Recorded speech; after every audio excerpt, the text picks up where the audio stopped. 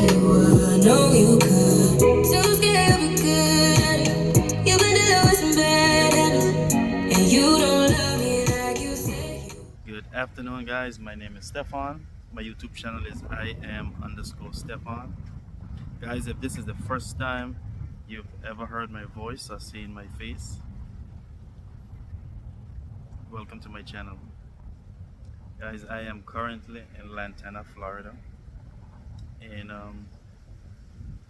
I feel like I have to be close to the water to make a video. So, the topic today is why do we hold on to bad habits? Are we scared of change? Are you better off with the evil you know? I wish I had the answer to these questions. You know, we get up in the morning, the first thing we do is grab a cup of coffee. The first thing I do is pray and drink a bottle of water. Some of us grab a remote control to see the news.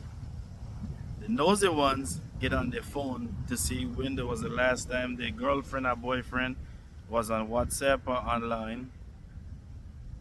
You all know who you are. That in itself is a really, really bad habit. Some people grab a smoke or a drink. On the way to work, you stop to buy a Red Bull. I guess that's the healthiest option. Most people have their own bad habits. And me too. And it affects life in one way or the other. Guys, don't forget when you point a finger, three is pointing back at you.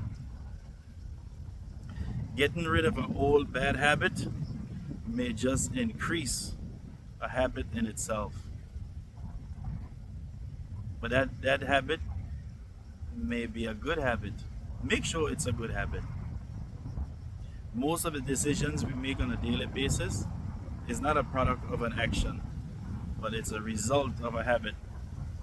The crazy thing about it is that is normal. Why make the brain work harder to do something different if you still expect to get the same results? Habits become part of our lives, and our mind accept them as norms. If you do something out of the ordinary, that makes your brain work harder, and you're expelling that energy. So you really would need a Red Bull to give you those wings. There's a saying, change is good. Change is necessary. I do say that at times. But do we really mean it though? Sometimes I don't mean it. It just sounds good. I say it to convince myself. But even though it may be necessary at times, we lie to ourselves. That's because we are comfortable in certain situations. Because we really don't know the unexpected. You know, the basis of a bad habit is a cycle.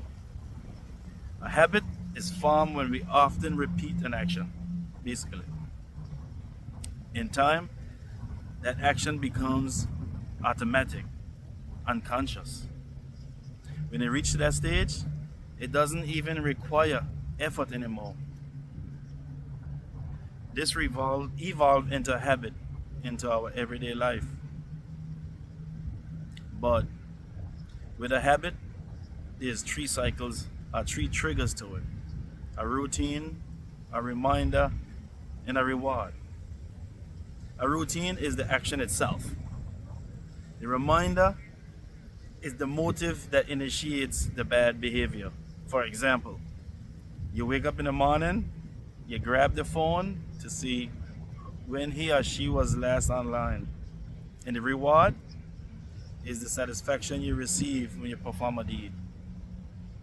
But over time, our brain establishes a constant connection between our thoughts and our memories.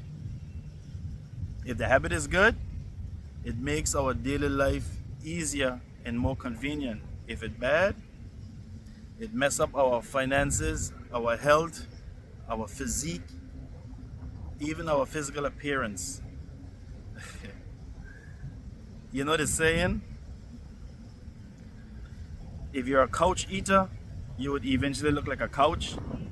Guys, don't hold that against me. That's not my saying, but that is the saying. But both good and bad habits are stimulated by the dopamine in the brain. Sometimes our brain works against us when we're trying to overcome a bad habit. Going back to dopamine, our brain sometimes release a hormone of happiness. Believe it or not, do you have the strength to beat a bad habit? A bad habit ain't no joke to get rid of. When you're fighting a bad habit, we rely on motivation and willpower. And sometimes that's still not strong enough.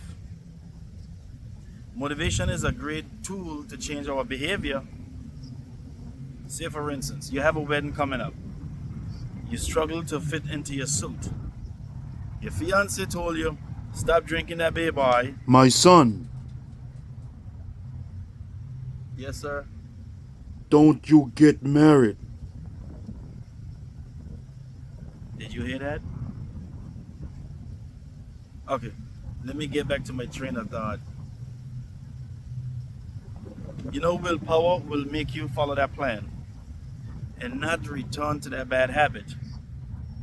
You see, when the initial motivation disappear, you lost the weight, you're married now, and you're in good standing with your wife, we get comfortable. The willpower cease to work. Then we return to what we was doing before. And what is that? Drinking beer. Guys, old habits die hard. A habit is a hard thing to break, so it's easier to replace it. Say, for instance, people who want to quit smoking, they change cigarettes for lollipops at first. Some cut out drinking Coke Zero and now drink water, like me. So, you just eliminate a bad habit for a little healthier habit. So now that has become your new norm.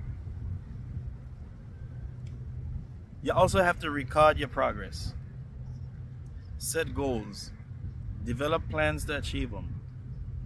Say, for instance, if you're a cigarette smoker, you quit smoking, record it. Recording that process, recording your progress is marking it down on your calendar how many days you went without having a cigarette. Rejoice.